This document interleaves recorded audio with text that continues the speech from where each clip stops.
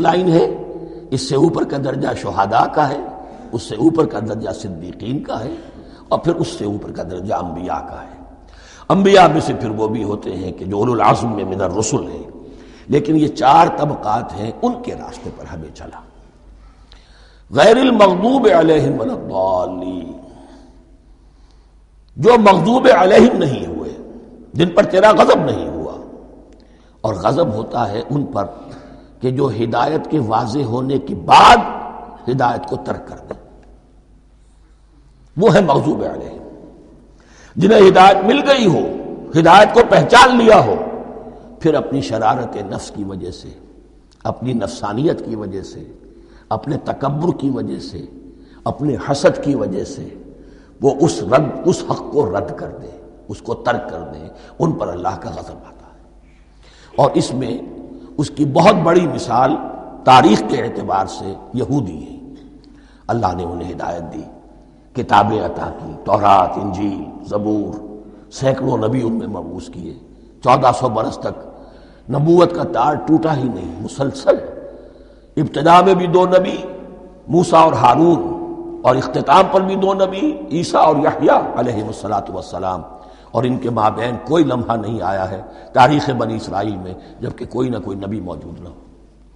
لیکن انہوں نے اپنی شرارت نفس کی وجہ سے ہدایت تورات سے بھی منہ موڑا، اور پھر سب سے بڑی بات یہ کہ ہدایت محمدی سے، ہدایت قرآنی سے بھی صلی اللہ علیہ وسلم منہ موڑا، وہ ہے مغضوب علیہم ولا الضالین، اور نہ ہی گمراہ ہوئے۔ یہ لفظ جو آتا ہے عربی زبان میں گمراہ کا بھی ہے اور تلاش حق میں بھٹکنے والے کا بھی ہے۔ ایک وہ شخص ہے جس پر حق ابھی واضح نہیں ہوا، وہ تلاش میں ہے، اس کے لیے بھی ضال کا لفظ آئے گا۔ اسی طرح کوئی شخص کسی کے عشق اور محبت میں ایسا ہو جائے، دیوانہ ہو جائے، اس کو بھی ضال کہتے ہیں، یعنی اس کے اوپر جذبات کا اتنا غلبہ ہو گیا ہے کسی کی محبت اور عشق کی بنا پر۔ تو حضور کے لیے یہ لفظ آیا ہے وَوَجَدَكَ ضَالًّا فَهَدَىٰ، اور یہ تو سورۃ الضحیٰ ہے، اکثر بیشتر لوگوں کو یاد ہوگی۔ تو یہ جو ضال کا لفظ ہے، اس میں سمجھ لیجئے ضروری نہیں ہے کہ وہ گمراہ ہو، بلکہ وہ بھی کہ جو ابھی راہ ہدایت کی طلب میں، اس کے حصول کے لیے اس کی تلاش میں کوشاں ہیں، اور وہ بھی کہ جو کسی مغالطے کی وجہ سے حق سے منحرف ہو جائے۔ یہ بھی جان لیجئے کہ ایک ہے بدنیتی، تکبر، حسد، حق کو جان کر پہچان کر رد کر دینا یا چھوڑ دینا یا ترک کر دینا، ایک ہے کسی غلطی میں، کسی جذبات کے اندر آ کر، کسی غلو کے اندر مبتلا ہو کر اور حق سے منحرف ہو جانا۔ اس کی جو سب سے بڑی مثال ہے وہ نصارہ ہے، عیسائی ہے۔ حضرت مسیح کو انہوں نے مانا لیکن غلو کیا، یہ لفظ آئے گا آگے، لا تغلو فی دینکم، اپنے دین میں غلو نہ کرو۔ جیسے ہمارے ہاں بھی بعض لوگ ہیں جو حضور صلی اللہ علیہ وسلم کی تعریف میں، حضور صلی اللہ علیہ وسلم کے ساتھ اپنی محبت کے اظہار میں غلو کر جاتے ہیں۔ یہ انتہا درجے کو ہو گیا تھا حضرت مسیح علیہ السلام کے ماننے والوں میں، اور اس کی بنا پر انہوں نے تثلیث کا عقیدہ ایجاد کر لیا اور حضرت مسیح علیہ السلام کو اللہ کا بیٹا بنا دیا۔ تو اس کی سب سے بڑی مثال ضالین کی اس اعتبار سے کہ ہدایت پانے کے بعد کسی بدنیتی سے نہیں بلکہ کسی اچھے جذبے میں غلو کی وجہ سے، رسول سے محبت کرنا تو اچھا جذبہ ہے، لیکن یہ محبت بھی ایک حد میں رہنی چاہیے۔ غلو کرے گی تو ظاہر بات ہے کہ اس کے بعد وہ گمراہی کی طرف لے جائے گی۔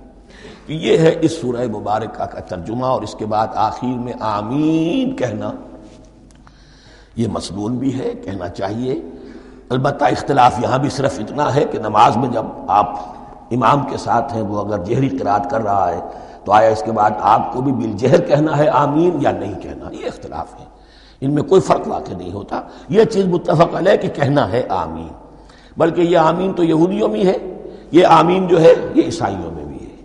ان کی بھی جو پریئر، لارڈس پریئر ہے، اس کے بعد آمین، وہ آمین کہتے ہیں، وہ فرق، وہ لفظ ایک ہی ہے، اس لیے کہ عبرانی زبان اور عربی زبان، یا تو ہم یہ کہہ سکتے ہیں کہ دونوں بہنیں ہیں، کوئی ایک مشترک زبان تھی ان کی ماں جس کی یہ 2 بیٹیاں ہیں، اور یا یہ کہنا پڑے گا کہ عربی زبان کی ماں جو ہے وہ عبرانی زبان ہے۔ بہرحال بڑا قریبی رشتہ عربی کا اور عبرانی کا ہے، اس اعتبار سے وہ آمین۔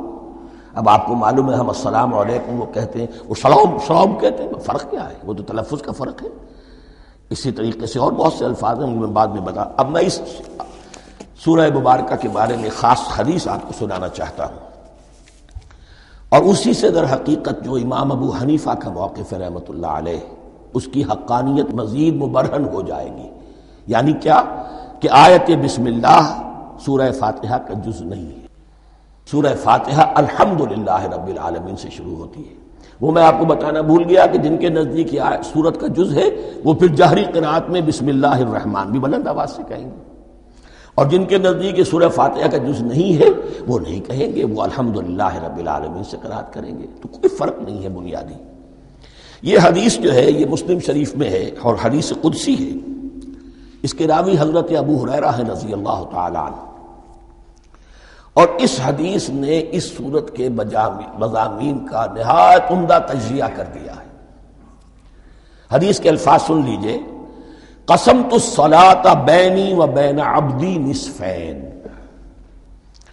اللہ تعالیٰ فرما رہے ہیں، حدیث قدسی ہے، میں نے نماز کو، صلاۃ کو اپنے اور اپنے بندے کے درمیان آدھا آدھا تقسیم کر لیا. فنصفها لی ونصفها لعبدی. اس کا نصف جو ہے وہ میرے لیے ہے اور نصف جو ہے وہ میرے بندے کے لیے ہے. وَلِعَبْدِي مَا سَأَلَ. اور جو میرے بندے نے مانگا میں اسے دوں گا، میرا وعدہ ہے یا میں نے اسے دیا. اس کے بعد اس کی تفصیل آتی ہے. اذا قال العبد، جب بندہ کہتا ہے الحمدللہ رب العالمین، قال اللہ حمدنی عبدی.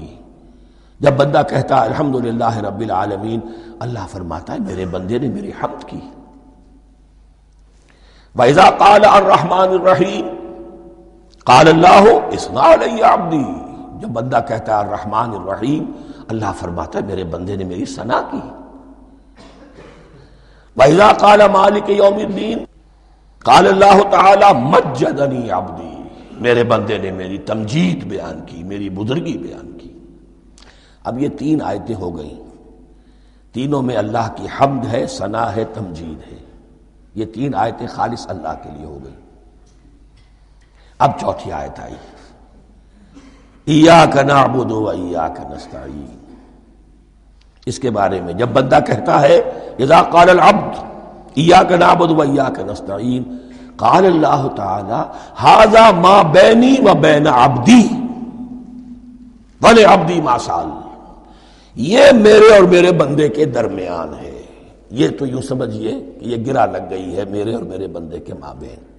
اس نے مجھ سے قول و قرار کیا ہے، اس نے میری بندگی کا اعتراف کیا ہے، اس نے تسلیم کیا ہے کہ میری ہی بندگی کرتا ہے اور کرے گا، اور مجھ سے مدد چاہیے ہے. ھذا ما بینی و بین عبدی. یہ معاہدہ ہے، معاہدہ دو فریقوں کے مابین ہوتا. یہ میرے اور میرے بندے کے مابین ہے.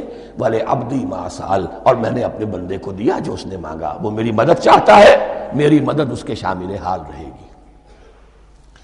فَإِذَا قَالَ. اور جب بندہ کہتا ہے اهْدِنَا الصِّرَاطَ الْمُسْتَقِيمَ صِرَاطَ الَّذِينَ أَنْعَمْتَ عَلَيْهِمْ غَيْرِ الْمَغْضُوبِ عَلَيْهِمْ وَلَا الضَّالِّينَ قَالَ اللَّهُ تَعَالَى هَذَا لِعَبْدِي وَلِعَبْدِي مَا سَأَلَ.